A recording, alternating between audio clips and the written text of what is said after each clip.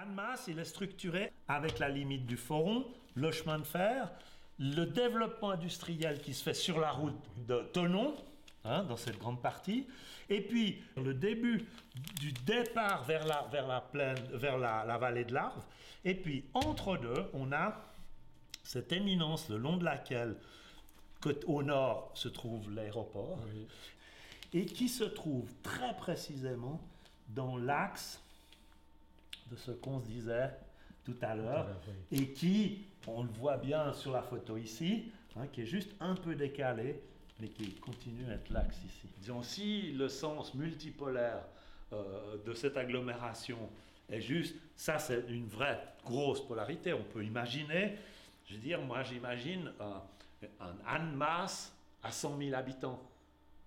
C'est-à-dire aujourd'hui c'est 30 000 peut-être.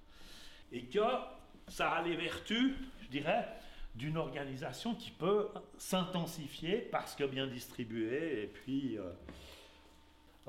partie justement de cette radiale-là.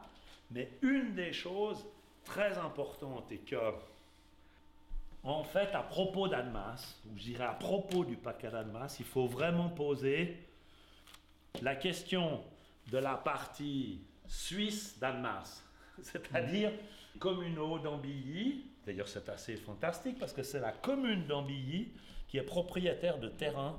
Ah oui. Ici, ça s'appelle les communaux d'Ambilly et qui est un des pôles futurs de développement. Et les Genevois, dans ce développement futur, ont une obsession, c'est de raccorder ceci à Chêne, c'est-à-dire à Genève.